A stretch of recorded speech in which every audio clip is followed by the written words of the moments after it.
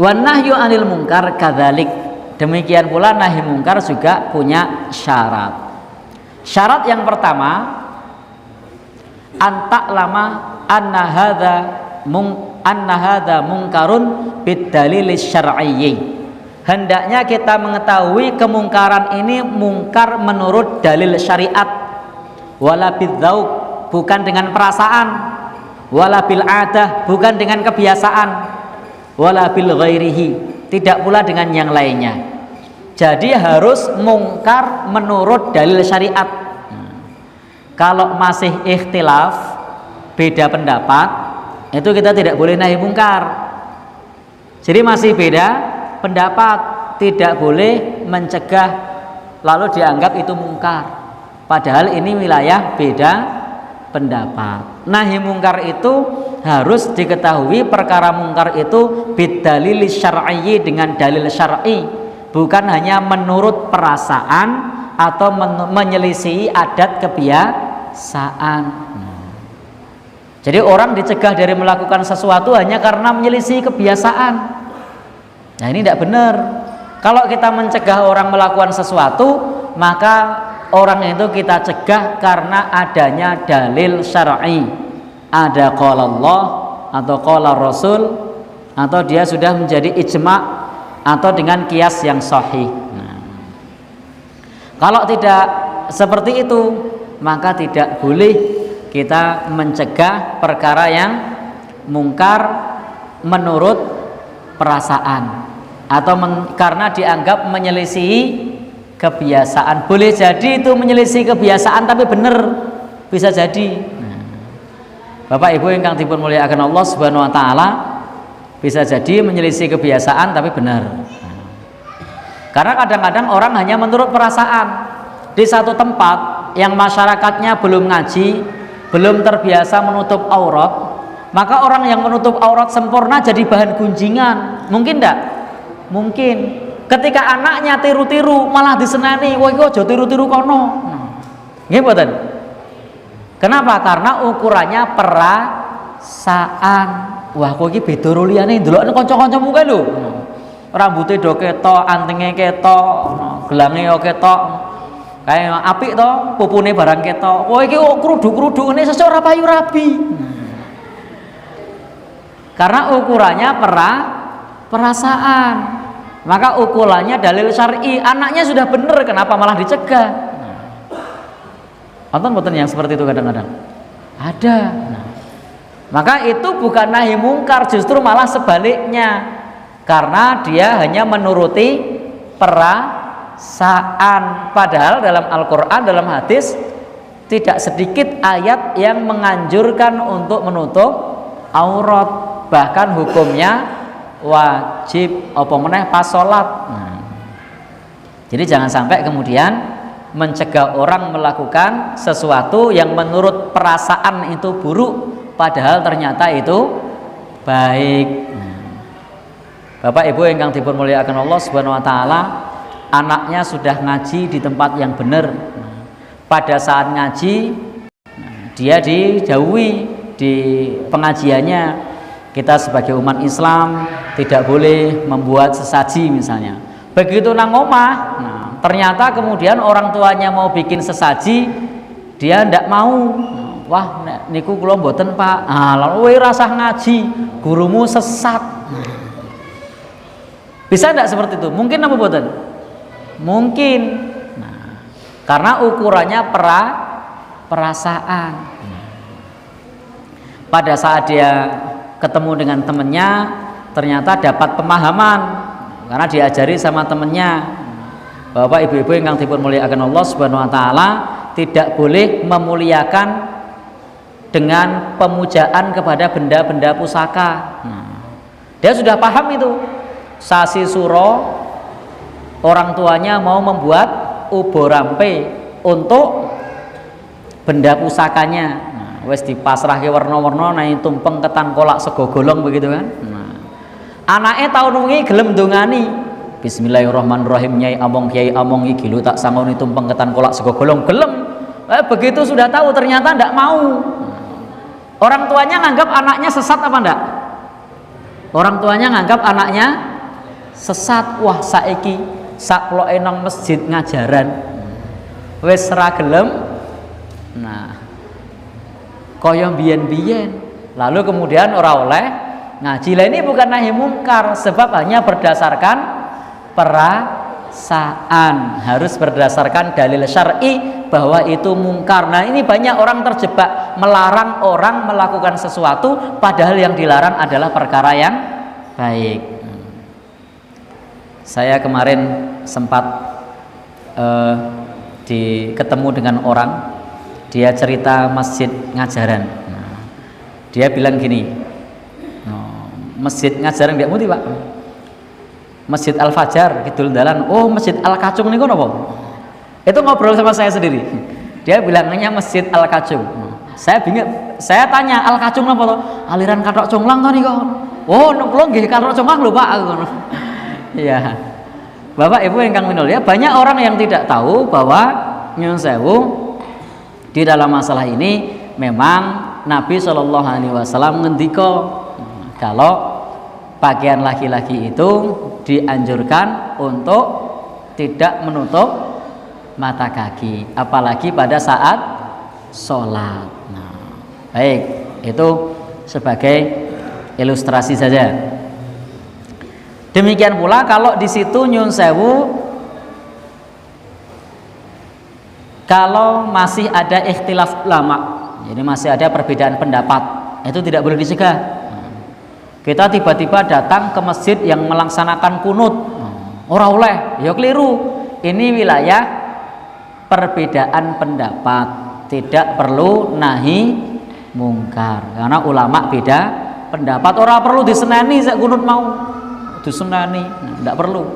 Atau tiba-tiba ada imam di sini, biasanya imamnya bismillahnya lirih, lalu tiba-tiba ono imam sik bismillahnya seru, bar kuwi sidang. Rene Pak, saya ngajari akon bismillah seru sapa? Saka ngendi? Rasa gawe acara liya.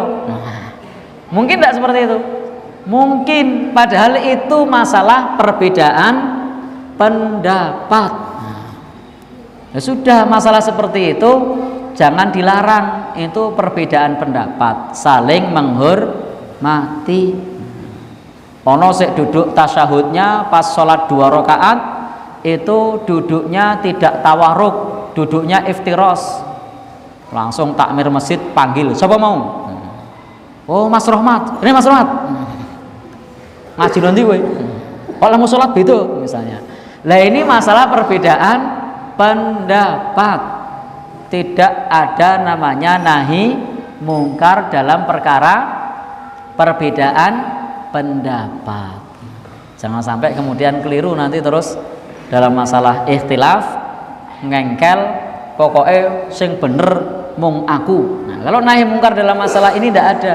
Nahi mungkar harus betul-betul mungkar secara dalil syar'i. Nah, tidak hanya sekedar perasaan atau apalagi nyun sewu itu masih ada silang pendapat di kalangan para ulama. Asyartus tsani, syarat yang kedua.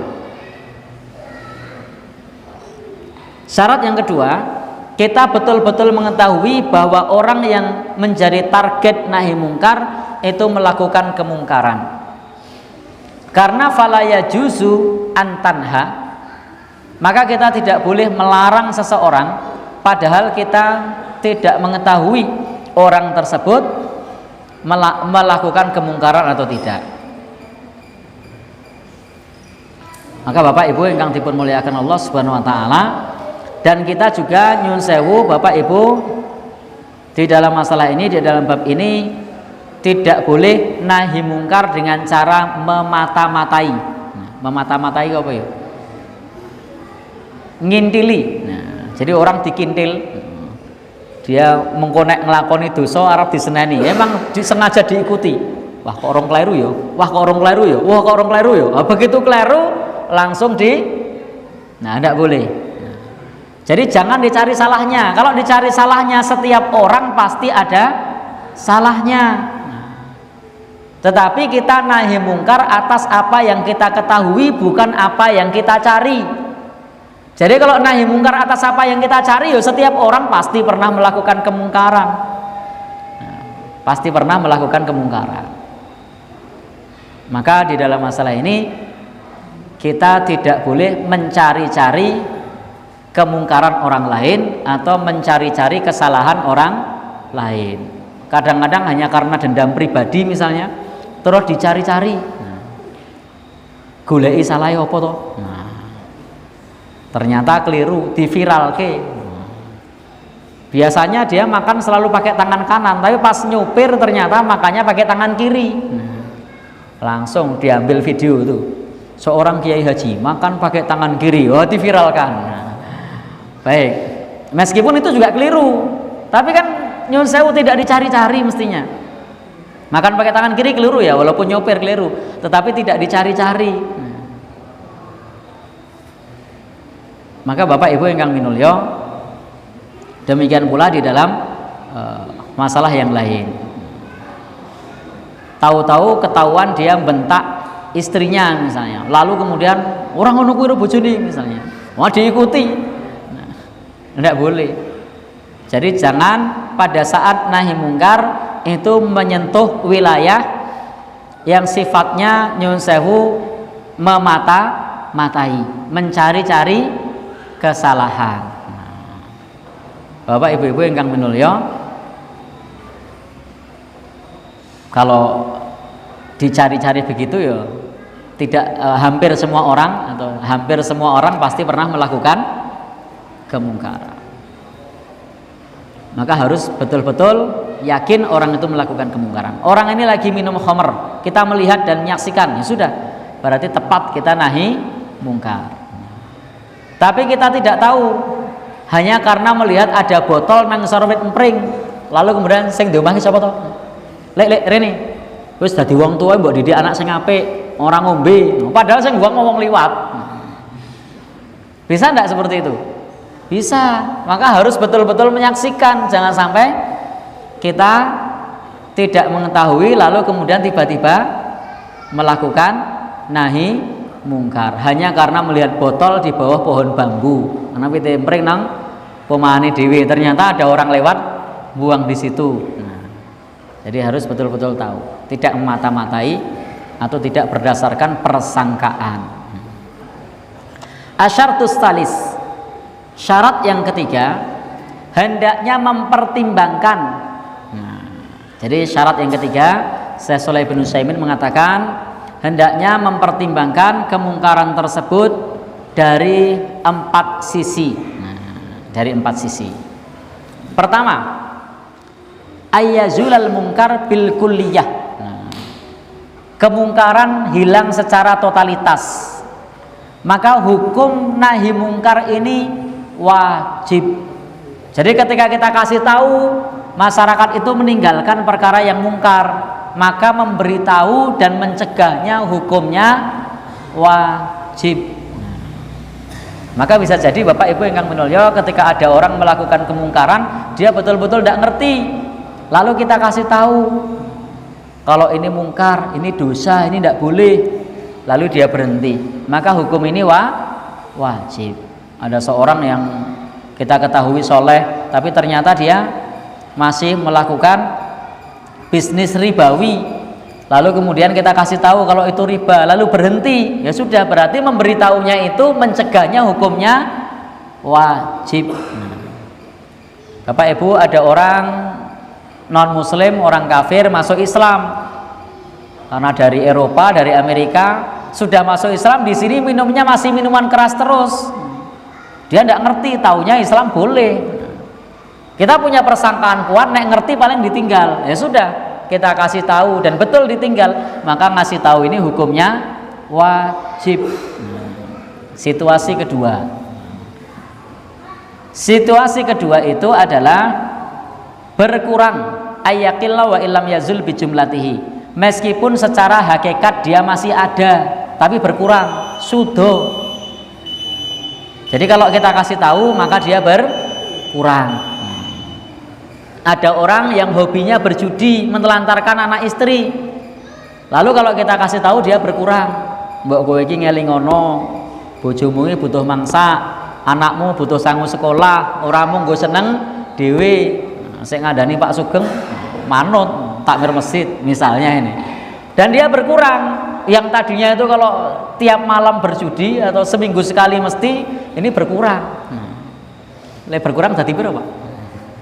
Sesasi pisan misalnya. Maka kita wajib memberi tahu karena ada perubahan. Atau nyun sewu, meskipun berkurang tapi secara hakikat dia masih ada. Ketika diminta untuk tidak berjudi, dia masih melakukan permainan itu tapi tidak pakai uang. Jadi uangnya sudah hilang. Wah, enak nganggo totoan itu namanya judi, itu tidak boleh. Lalu dia melakukan tidak ada taruhan lagi, berarti berkurang kemungkaran. Tapi kemungkaran di situ masih ada. Kadang misuh, yang namanya orang permainan seperti itu misuh. Misuh mungkar apa mboten? Boleh misuh muni piye misalnya. Kadang-kadang sayur asem-asem, kadang-kadang absen saya teng gembira loko, monyet, gajah, kura-kura, apa meneh Pak? Nah, berarti ada kemungkaran. Tetapi kan tadi taruhannya sudah hilang, berarti mengurangi. Ketika dikandani yang tadi taruhan terus tidak taruhan. Nah, meskipun masih ada kemungkaran tadi, misuh, atau kadang-kadang sholatnya jadi mundur. Karena permainan itu, tetapi sudah berkurang taruhannya, maka di situ juga hukum nahi mungkar wajib karena berkurang. Yang ketiga itu nyun sewu bergeser ila mungkarim misluh. Jadi bergeser kepada kemungkaran yang bimislih yang serupa. Jadi bergeser kepada kemungkaran yang serupa. Maka dalam masalah ini perlu dipertimbangkan, diam lebih menguntungkan. Maka kalau ketika kita nahi mungkar, maka ternyata ayyakuna huwa misluh, dia nyun sewu bergeser kepada kemungkaran yang serupa, atau dia sama saja, ora pengaruh, diingatkan tidak diingatkan podo wae, dikandani ora kacek. Maka posisi ini nyun sewu Bapak Ibu ingkang minulya perlu dipertimbangkan. Perlu mencari timing yang tepat. Jadi untuk posisi ini cari waktu yang tepat supaya bisa diterima, supaya tidak kepada kemungkaran yang lain. Ar-rabi, yang keempat, bergeser ila mungkarin a'dham, bergeser kepada kemungkaran yang lebih besar, atau ayyakuna huwa syarron.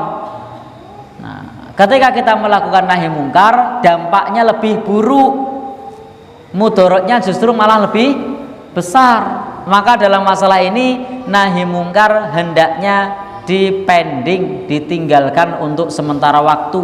Nah, maka tidak boleh melakukan nahi mungkar dalam posisi ketika dilarang malah menimbulkan kejahatan yang lebih besar.